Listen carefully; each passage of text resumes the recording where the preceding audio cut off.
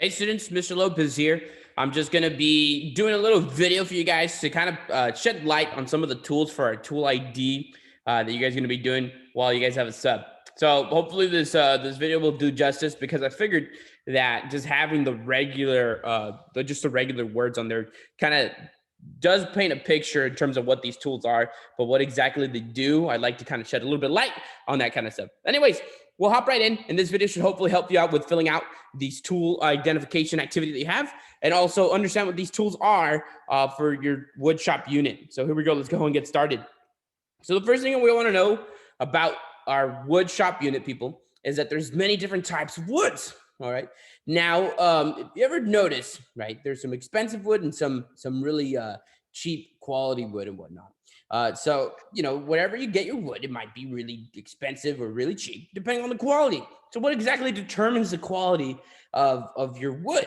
Well, so first thing to know is that there's two types of woods. There's softwoods and hardwoods. All right. Your hardwoods are more of these darker colored woods that you have over here that come from wood trees such as walnut or mahogany or many other finer cuts of woods and whatnot. While your softwoods are all these wider looking woods right here. And they're a lot softer as well too. Like these names are not just in terms of like their qualities and whatnot, but it's also like what exactly their characteristics. So softwoods do tend to be a lot softer than this hardwood over here. What the difference is, though, is that these softer woods, when you use a drill or use some sort of saw on these types of woods, they tend to splinter and a lot more. They probably form a lot more differently, especially when left out and they get water on them. So they kind of become oblong or disformed. While this hardwoods, they don't tend to change as much, and they tend to do a lot cleaner cuts when it comes to working with them. The other thing too, though, is that hardwoods are also heavier than softwoods. Softwoods tend to be a lot lighter in weight than comparison to hardwoods. If you'll notice, a lot of your furniture, all right, it's made of more expensive materials. So most furniture, most fancy furniture, you'll see being made out of hardwoods. So there's all these darker quality woods and whatnot, because they're cleaner quality than these softwoods. And softwoods are mostly used for like structural things. So let's say like a frame for a house, right? So when these framers are putting up the frames for the house, all these 2x4s all over the place and whatnot, and all these beams, well, they're not using hardwoods, because first and foremost, that would make that house super expensive. While it would be much more feasible to use a bunch of, let's say, pine wood 2x4s, which is the most common type of 2x4 out there. But essentially, you would want to use something that's not so expensive. So therefore, that's why we use softwoods or pine woods for when it comes to all these structural things. So all the products that we're going to be working with are going to be used with softwoods. But just know, if you ever want to put some nice quality craft into whatever you're making, then you might want to choose some sort of hardwood. But those are also going to be way more expensive. So if you ever kind of you ever go to Home Depot or some sort of hardwood store, or maybe the lumberyard, you'll probably find that these cuts of woods or these woods are going to be a lot more expensive than these softer ones. The other thing too, though, is that what also determines the quality of these woods is these knots.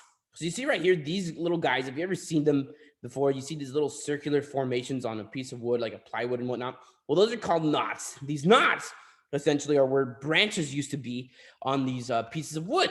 And now why this decreases the value of the wood is because if you were to drive a drill, or not a drill, but a saw through this piece of wood, if you hit one of these knots, it will splinter. It will break apart, and it will create a big hole in the middle of your wood, which you wouldn't like, because it decreases the value of whatever product you're making. So we would like to choose, if you're ever choosing out a piece of wood, you want to pick out the one with the least knots, because these guys are going to cause problems for you whenever you're working on them. And you'll kind of see, because you'll get a lot of kickback, you'll get some explosions, some big splintering, or a lot of mistakes that might happen in your wood projects because of these knots. So these knots are something that you want to avoid cutting through when it comes to your wood projects.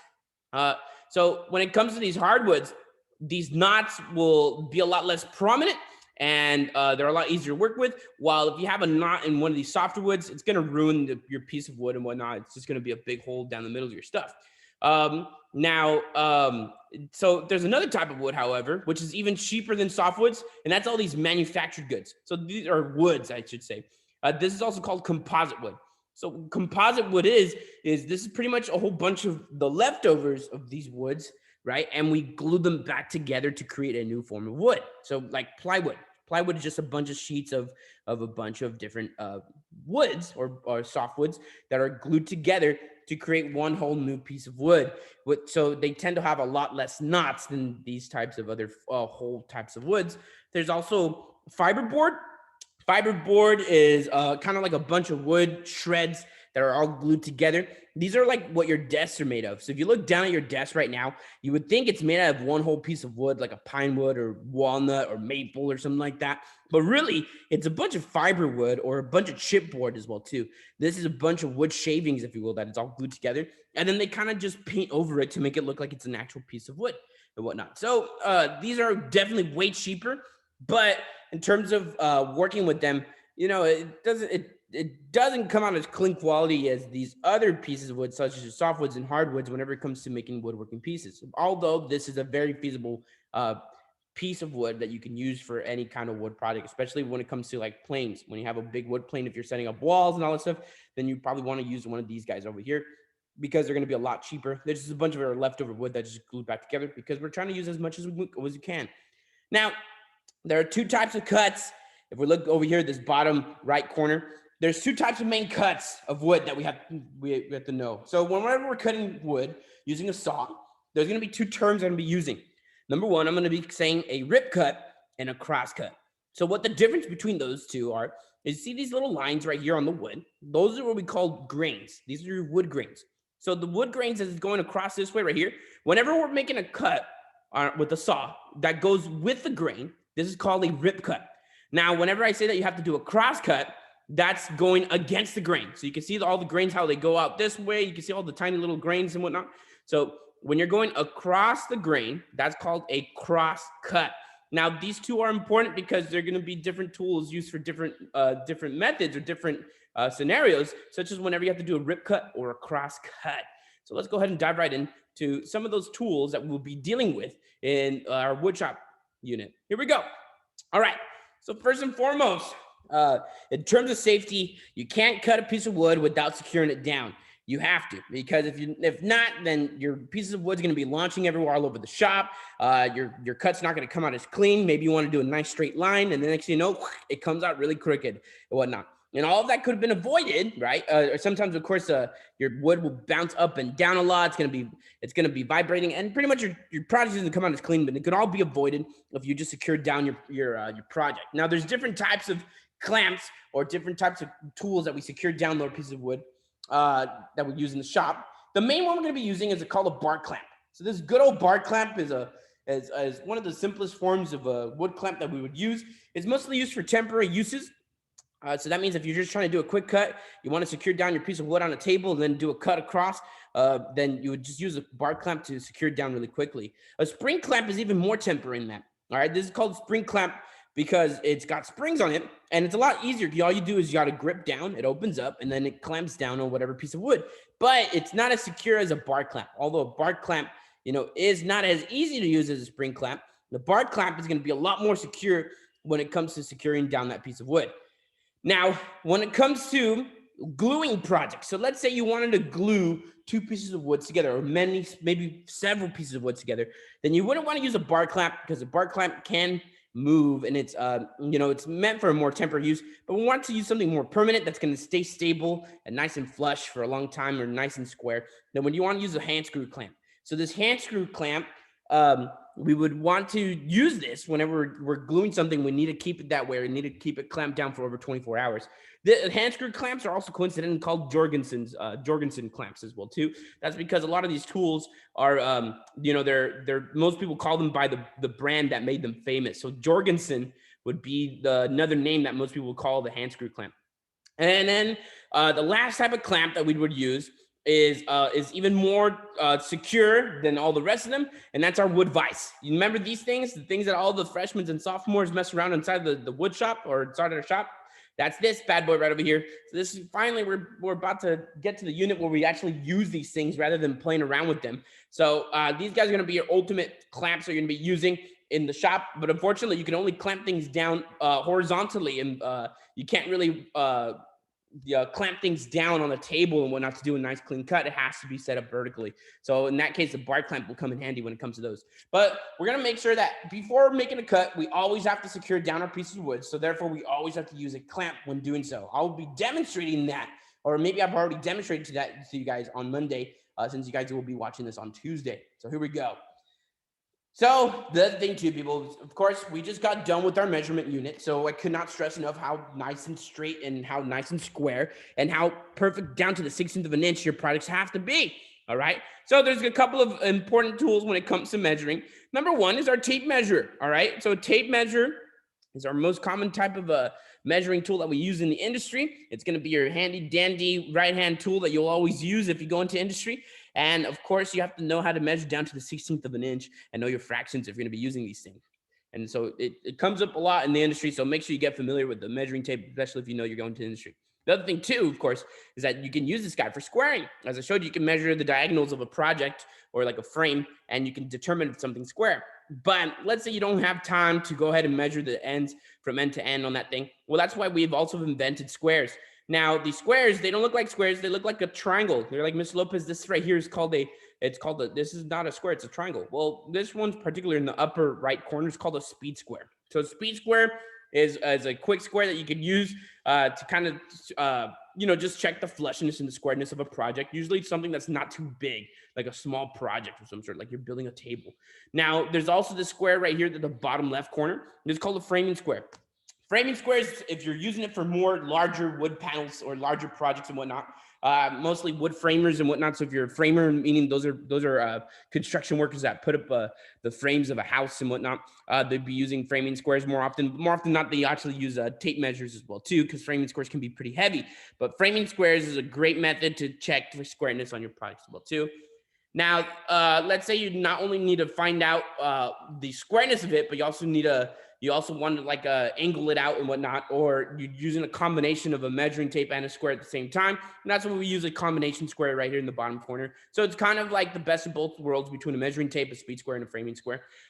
Essentially, you get to use this little level right here. So there's a little gauge in the bottom corner, so you can kind of check for squareness, not only with the frame right over here with the combination square right here, how it kind of comes at an 80-degree angle, but you also see this little gauge right here that also shows you if it's flush with the earth. So making sure that it's perfectly square with the ground as well too. So which comes in handy a lot. So these are our four main tools that we could use when it comes to measuring out or squareness of our project. Now, so these are some of the hand tools that we might be exposed to in the class. I wouldn't say that most of us are going to be using these kind of tools, but it's important to understand these tools. So a wood chisel is a simple tool that we use to chisel a piece of wood.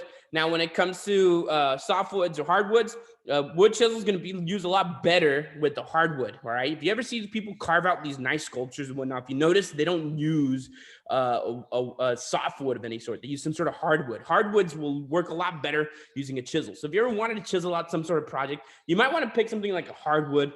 So like a mahogany or an oak. And it'll come out a lot nicer. Because if you were to use a softwood for this, it's just going to splinter up and like shred apart and whatnot with use a wood chisel. Same thing if you're using a wood file. A wood file, you would use it to kind of like file off a big chunk of wood and whatnot. Maybe like a little splinter or like something that's poking out of your piece of wood. So you use a file to kind of to file that off. So a file also comes in handy whenever it comes to carving up your piece of wood. And now a planer. So this planer or a wood plane, a planer essentially is it levels out a piece of wood, because when you cut the piece of wood out of a tree, of course, it's not perfectly square, and sometimes it has bumps and it's uneven. So if we wanted to even out the top portion of the piece of wood or a plane of wood, how we can make sure that it's all the same level or on the same plane, we would use a planer for that. So you kind of scrape along and it kind of like just shaves it, like kind of like shave ice, and it creates a nice flat surface on your piece of wood. The sure foam, what this uses, the sure foam is a finish on your wood. It's kind of like sandpaper, but it creates like a soft texture on top of your piece of wood as well too. Usually use it after you use the planer, because the planer will keep it nice and hard, and but it'll make it nice and flat. But the sure foam will give it like a nice soft surface at the end afterwards. So sure foams are not used too often on wood products, but it's an honorable mention to mention as well too. Now, when it comes to finishing off those things as well, too, kind of like I mentioned, the shear foam is a lot like sander. Well, this is the sanders that we'll probably use in the industry or in our shop class. So there are different types of sanders for different situations. The reason being is so that way you can have different types of finishes. So this right here is our regular sandpaper that would use. I might cover a little bit about the differences on the grit on the sandpaper, so you can know which ones to use for what situations. But most importantly, right now, we want to cover what type of sanders these are. So the electric sanders you're going to be using is called a palm sander. So a palm sander is, of course, it's just a palm sander because it fits in the palm of your hand and whatnot. And this is used for finishes. So you only want to use this at the very end when you're done with your project. Too often do students make a cut on their project and they're not even done. And then they automatically go for the sander and start sanding off their project. And they're not even at that point yet. Only sand when you're absolutely done. You're not going to make any more cuts on your project, because otherwise you're just going to be continuing to sand and you're just wasting sandpaper. So obviously, sanding is just to create a smooth surface on your project at the very end once you're done with it. If you're sanding off a big portion of your project off, then you want to use a belt sander. It covers more surface area. So it's usually for larger projects or larger planes of woods or 2x4s, you would want to use a belt sander for that. And orbital sanders is just like a palm sander, but it comes out with a nice circular formation on it, which a lot of people do tend to enjoy on their finishes of wood. So an orbital sander is very similar to a palm sander, only different type of finish on top of that. And I have this little symbol right here, just means that we don't have orbital sanders in our shop. We just have palm sanders. But sanding stuff, a lot of students really find joy in sanding off their projects. But remember, people always sand off your projects at the very end and not when you're done doing your first cut. You got to finish all your cuts first and then sand off your project. All right. Now, remember when I told you guys about rip cuts and cross cuts? Now, a rip cut, again, is a cut that goes with the grain. A cross cut is one that goes against the grain. And now you're like, Mr. Lopez, there's really a big difference between the two. And yes, there is, because you want to make sure that you always use the right tool for the right job. And also, you want to have a clean quality cut whenever you're cutting these things. There's actually two different types of teeth on your saw blades when it comes to doing cross cutting and rip cutting. If you see right over here in the top part, whenever you see a saw blade, when the teeth are kind of perfectly 45-degree angle like this at the top, and that's a saw blade that's specifically used for cross cutting. So that would be perfectly used in the situation in which you're cross cutting. You can use it for rip cutting, but you're going to be cutting a lot longer than you need to, and the cuts are not going to come out as clean. It's probably going to come out a lot more jaggedy and whatnot, and you're going to have to sand it down a lot more afterwards. So it'd be better to just use a cross cutting saw blade for cross cutting. So rip cutting teeth, the difference is that these kind of come up at a 90-degree angle and fall down at a 45-degree as well too. So whenever you see these blades that look kind of like this, that's used specifically for rip cutting. So it's used most efficiently for cutting with the grain. So if you see like right over here with the rip cut, and it actually makes a big difference. You'll see a lot of blades or a lot of saws that we'll be using that will be used specifically for cross cutting and rip cutting. And it's really important, especially if you want to have a good quality cut on your pieces of wood.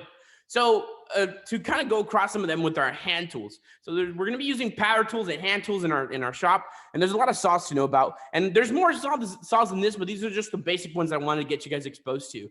And of course, some of these are used specifically for rip cutting and cross cutting. So for example, whenever you see a saw that looks kind of like this, it's nice and square, this is called a back saw. A back saw is mainly used for cross cutting. All right, so some people call it a cross cut saw, but most people can call this just a back saw. So the squared shape of a saw is called a back saw. It's used specifically for cross cutting. You wouldn't want to use this guy for rip cutting because it won't do that efficient of a job. What would do a way better of a job for rip cutting is this rip cut saw. All right, so this rip cut saw, there are some cross cut saws that look exactly like this. So the difference is you have to look at the blades. So again, you have to make sure you look at the blades to see if they're perfect, if they're made for rip cutting or cross cutting. All right, so these are going to be your two main guys. If you didn't have any power tools, you would be using a cross-cut saw or a back saw for cross-cutting and a rip-cut saw for rip-cutting. A keyhole saw or a compass saw, what this is used for is if you need to cut from the inside of a wood and cut out shapes and whatnot. So it can cut both cross-cutting and rip-cutting, but it's mostly used like if you start off in the middle of a piece of wood, and so you're not starting from the end of it, and you're starting like, let's say, from a hole in the inside of a hole of the middle of wood, and you're cutting out a shape out of that. So you'd use a keyhole saw, also known as a compass saw for that. A hacksaw is pretty much a cross-cut saw or a back saw. But you can replace the blade often, because on these guys it's a pain, because on the back cut saws and rib cut saws you have to replace the entire thing or get it resharpened. But a hacksaw is a nice, more modern form of a back saw, because all you have to do is just replace this little strand at the end over here. Yes, it wears out faster than these back cut saws and whatnot, but it's a lot easier. So it's more affordable to get a hacksaw than a back saw. And then a coping saw is used for cutting out shapes, so it can be used for both rip cutting and cross cutting, and you can cut out shapes. So let's say you want to do a circle, so you want to do like a circular cut, and that's neither a perfect cross cut or rip cut, then you can use a coping saw for that. So a keyhole saw, or also known as a compass saw, and a coping saw would be used for a combination of both cross cutting and rip cutting, because you're kind of going diagonally across, you're cutting out shapes using that stuff. But otherwise, when it comes to doing straight cuts and doing the cleanest possible, then you want to use a back cut saw for cross cutting, rip cut saw for rip cutting, and a hack saw as well for cross cutting as well too. You can get away with rip cutting, but of course, your project won't come out nicely as cut as you would want it to. Now, there's some rotating machinery that we'll deal with in our shop. Now, this rotating machinery, one thing I want to mention is make sure that you don't have any loose clothing when we're using this stuff, or tie back your hair, because this is where a lot of damage can happen. So whenever we use a wood router, this right here is a wood router. It's one of my favorite tools out there in the shop. The wood router is used for creating nice edges on your pieces of wood, and also for engraving inside. So whenever you ever see those signs where you can put your family last name, or happy holidays, or whatever you want to write on the sign, they would use a wood router for that. And you just carve it out and you draw it out, and you can make little nice engravings in your project. So honestly, one of my favorite shop tools when it comes out there is a wood router. Now, lathe machine is a big rotating machinery as well too, where you would use a wood chisel and you put a block of wood in the inside, and it starts to spin at a fast rate of speed, and you can chisel out nice shapes out of it. So people might like to make like legs for like a table, or like a baseball bat, or just nice circular carvings on a piece of wood. They would use a lathe machine for that too. We have a lathe machine, but it's not active at the moment. But I do want to mention these two things, because these are rotating machinery that we could use in the shop. We probably will get around to using the wood router, probably not the lathe machine this year. But these are two rotating machineries that we want to make sure we're aware of, and make sure that we don't use any loose clothing for it. But these are also two very fun tools we use in the shop. Now, these are power tools, in contrary to the hand tools that I showed you. So our crosscut saw and our rip cut saw, those are the hand tool versions of these guys right here. So when it comes to cross cutting, we want to use one of these bad boys right here. So this right here is our back saw, or also known as our power tool version of it. It's called our chop saw. So most people call this a chop saw. You can also call this a miter saw, because a miter cut is essentially when you're cutting diagonally across a piece of wood. So you can actually adjust the angle on this chop saw to cut across the wood. So it's not doing a perfect rip cut or a cross cut. It's doing a miter cut. So a miter cut would be going across the entire thing. So this is called a miter saw. So it just chops down on your piece of wood and does a perfect cross cut. So for when it comes to doing a nice cross cut, you would want to use a miter saw for that. When it comes to for rip cuts, there's two tools you can use. Number one is the table saw. We don't have a table saw in our shop, but a table saw is really nice and easy to use to do rip cuts. It does really clean rip cuts. You wouldn't be able to use a chop saw to use a rip cut, because first and foremost, like let's say you have a long piece of 2x4, you couldn't possibly cut or do a rip cut throughout the entire 2x4 using a chop saw. It would be much easier to use a table saw to do a rip cut with that. So therefore, we would use a table saw specifically for doing rip cuts. You wouldn't want to use a table saw for doing cross cuts, because it's just going to launch that thing back at you, and you're going to have a lot of kickback with the blade, and it becomes very dangerous. So we don't have a table saw. So if you're wondering, Mr. Lopez, how do we use a power tool to do a cross cut or a rip cut saw on our piece of wood? Well, in that case, we use a circular saw. This is also known as a skill saw. So again, skill saw, a lot of these tools are famously known, like their names are famously known by the brand that made them famous. So this is called a circular saw properly. So it does rip cuts. You can also put a blade on it that does cross cuts, but most people use this for rip cuts because it does a nice cleaner cut when it comes to that, while a chop saw or a miter saw will do a quicker cross cut than a circular saw. But most people call these skill saw because skill saw is the name of the product or the name of the company that made it famous. They were the first ones to kind of make this little worm drive motor on a power tool or on a saw to create rip saws or rip cuts. So this right here is called a circular saw. You can also put skill saw down as it, and whatever your parents call it or whatever your work partner or whatnot, your neighbor calls this thing, you can call it whatever it's called. But you can call it circular saw if you want to be proper, or if you want to call it what most people call it, it's called a skill saw. Same thing right over here. whenever we talked about our coping saw or keyhole saw, so our coping saw, of course, is used for cutting out shapes. There is a power tool version of it. One of my favorite tools in the shop as well is called a saber saw. All right, so it's called a saber because this is the blade that comes out like this, is a resemblance of a saber, also known as like a sword, right? So this thing right here can cut out nice shapes. So you're not doing just a rib cut or a cross cut. You can cut out circles or stars or whatever you'd like to do and different images on top of your wood. So you would use a saber saw for that. The other name for saber saws, the company that made it famous, was called Jigsaw. So a lot of people call these jigsaws. You can call it a saber saw, whatever you'd like to call it. You're not wrong. But if you ever hear someone call this saber saw, this is what they're talking about. If someone calling it a jigsaw, that's what they're talking about. So again, when it comes to using the right tool for the right job, cross cutting, you want to use a chop saw, also known as a miter saw. When it comes to rip cuts, you're going to want to use a table saw or a circular saw, also known as a skill saw. And if you want to cut out shapes using a power tool, you'd use a jigsaw or a saber saw. All right. Now, I think it is coming down to our last power tools that we're going to talk about today. These are just some honorable mentions. These are all stuff that we don't have in the shop, but these are some saws that you should probably know about. All right. So this saw right here is called a reciprocating saw. Now, here's the thing about reciprocating saws. A reciprocating saw, you wouldn't want to use it to cut a perfect shape or do a cross cut or a rip cut. What reciprocating saws are used for is actually for demolition. All right. Most people also call this a sawzall. All right, so a sawzall, they're meant to use a tremendous amount of power to demolish a piece of wood. So if you were to use this to create a nice clean cut, it's going to be pretty difficult. So most people use this for demolition. So that means they're taking down walls or whatnot. So if you ever buy yourself a saw and you wanted to make a nice project, you're probably going to mess up all over the place and not do any clean cut lines because the reciprocating saw or sawzall is made for demolition. And some of us have learned the hard way whenever we buy our saws and we thought, oh my gosh, the sawzall's on sale for Black Friday. Heck yeah, I'm going to buy that thing. And then you try making some projects and then it doesn't come out great. And you think it's because you don't have any skill, but it's actually because you picked the wrong tool for the wrong job. So sawzall is used for demolition. Now, the jigsaw or the saber saw, like I told you, that's a nice way to cut out shapes and whatnot. Now, the table version of that thing is called a bandsaw. Now, it's called a bandsaw because the blade on the saw is an entire band that goes around in a circular formation just like this. So this one would be just like a saber saw, but it's on a table. So it's called a bandsaw, a really great tool when it comes to cutting out shapes as well too. Now, a radial arm saw is a combination of a chop saw, but it also comes out a long ways in case you need to do a cross cut that's a really long length.